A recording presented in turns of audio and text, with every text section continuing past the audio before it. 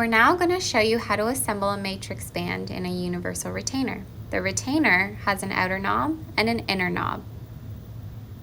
It also has a diagonal slot and a guided slot. The guided slot might have the band loop on either side, depending on which tooth is being worked on. You're going to grab your matrix band and join the two ends together, this making a narrow end and a wide end. When putting the matrix band in the retainer, make sure to have the diagonal slot and the narrow end towards you, putting the joined ends in the diagonal slot towards the guided slot.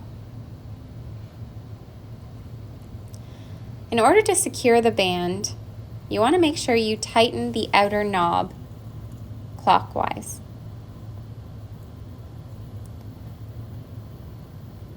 When deciding which side the band loop goes on, you want to make sure you know what tooth is being worked on, whether it's the right, the left, the upper, or the lower, and adjust accordingly. Now you're going to position the band loop over top of the occlusal surface with the retainer parallel to the buccal surface of the tooth. In order to tighten around the tooth, you want to turn the inner knob clockwise.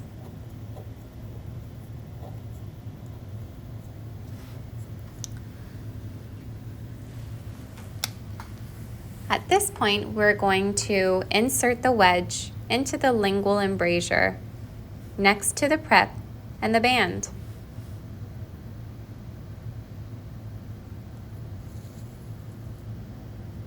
If both proximal surfaces are being restored,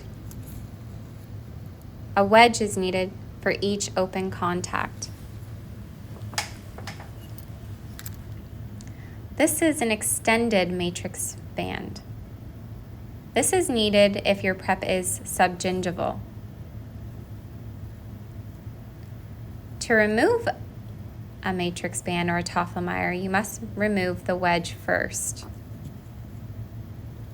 You want to turn the inner and outer knobs counterclockwise to remove the retainer. After the retainer is removed, you can grab the cotton pliers and remove the band.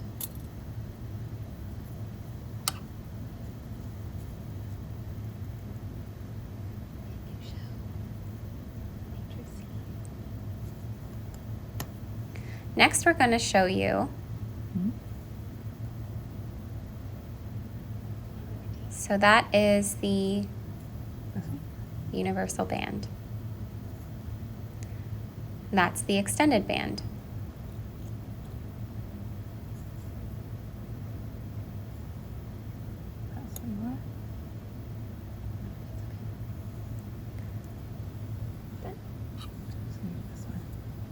So this is the mylar strip.